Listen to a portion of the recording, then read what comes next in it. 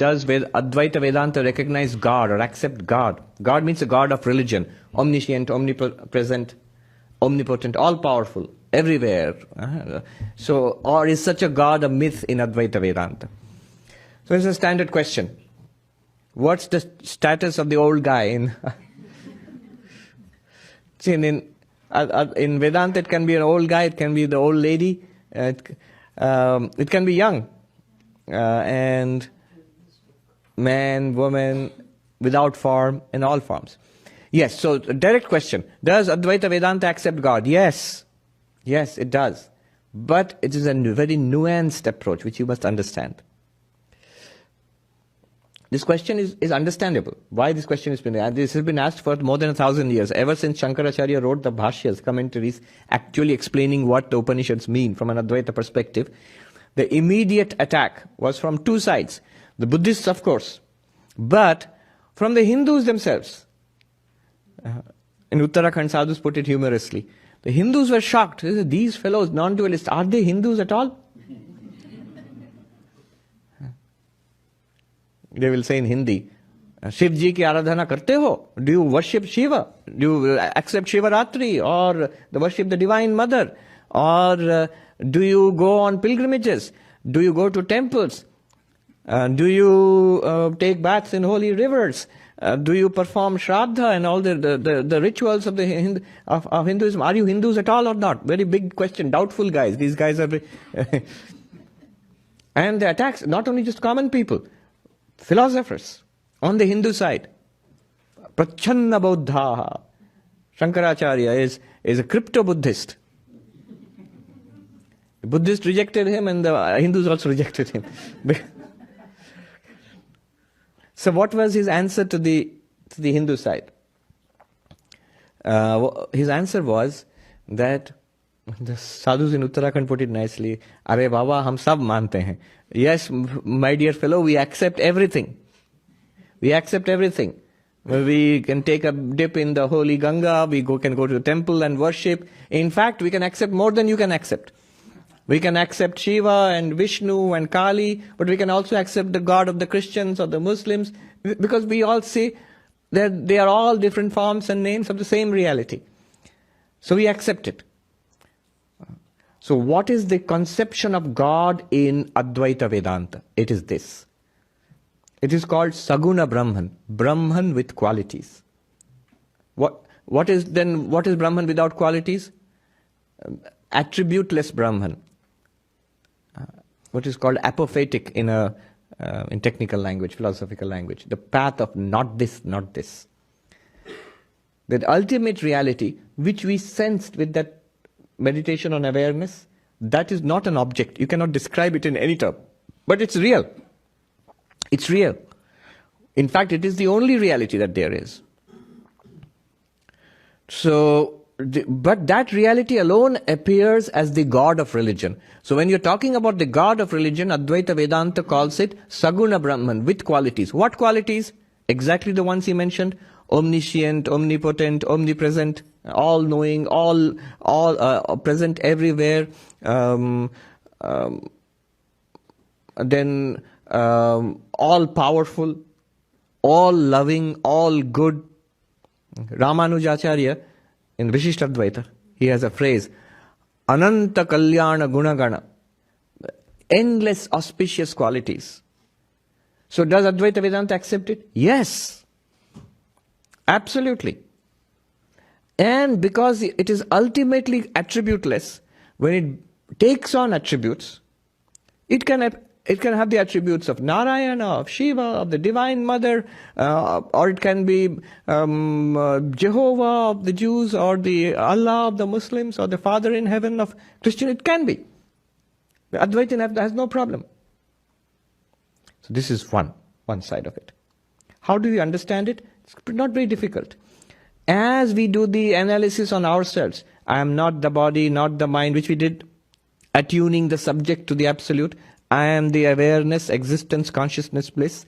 So this existence, consciousness, bliss, this consciousness within, Chidananda Rupa Shivoham, with an overlay of the mind and the sensory system and this body, is Sarva Priyananda. And it is this person there, Mo, and is that person there, and that other person, this man, that woman, these plants and animals and dolphins and whales and all living beings. That one consciousness, plus mind, plus body, differentiated, and thinking of itself as a limited being. That same consciousness is absolute. Brahman alone thinks of itself as a jiva, a sentient being. Brahman alone is the jiva. In ignorance, jiva. In knowledge, Brahman. Then pick one. What is reality? Brahman. Sri Ramakrishna used to say, Pash Baddho Jeev, Pash Mukto Shiv. Tied in the bondage, and in bondage it is jiva, sentient being, us. Freed from bondage, it is none other than Shiva, the ultimate reality. Now, what is God here? I understand, this is the jiva, this is us. But what is God? Just one tweak of this. That same absolute consciousness, existence, consciousness, bliss, associated not with just Sarvapriyananda mind and body, but associated with all these minds, all these bodies, not these alone. The billions of bodies of all living men and women, all living creatures, from the tiniest bacteria to the biggest blue whale, all of them. And if there are living beings in other worlds, to all the pointy-eared aliens and whatnot, whatever Hollywood can conceive of. All of them, that one consciousness associated with all of them. Can you imagine such a being? The way you look at yourself, imagine how such a being would look at itself. This is the Vedantic conception of God. The immanent consciousness in the universe, identified with the entire living and non-living universe also. The Vedanta has a word for this. It is called Virat, the vast. Virat there, the vast, does not mean the physical universe. It means consciousness associated with the entire physical universe, looking upon itself as one reality. Now, does this exist? This is the God of Vedanta. This is what Arjuna saw in the 11th chapter of Bhagavad Gita, is Vishwarupa Darshan. Another name of Virat is Vishwarupa. When Arjuna said, I want to see thy cosmic form, he didn't know what he was asking for. The result was he was terrified. The mind, nowadays they would say mind-blowing experience. Imagine such a form. In public speaking they say we get afraid because 100 people are staring at you. You get nervous. If one person stares at you, you feel nervous. 100 people are staring at you, 1,000 people. The biggest audience I've faced is in Belur Math, 14,000 people. So it's scary because so many people are staring at you. But imagine if all the people in the world today, the 7 billion people living, and the billions who have lived earlier, and the billions who will live in future, and all the living creatures, from bacteria to lions and tigers and elephants and whales and whatnot, all of them together, all of that together, suddenly turns and looks at you. What would you feel?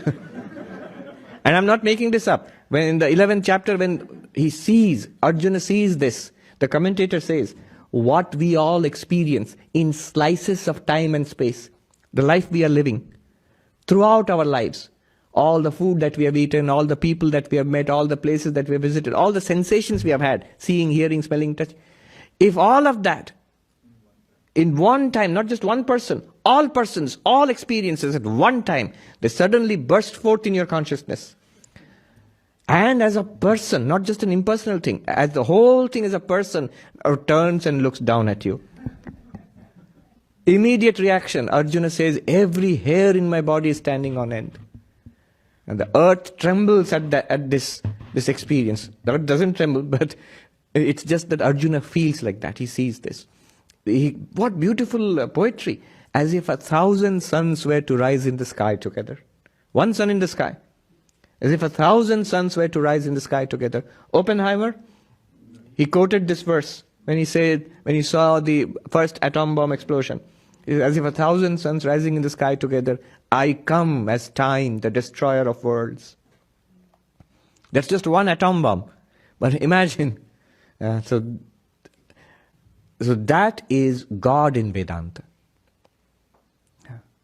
That is accepted. You might be thinking, I hear a but lurking in the background. You are right, there is a but. This is accepted in what Vedanta calls Vyavaharika, transactional plane. Transactional plane. I am an individual being, that is the vast God.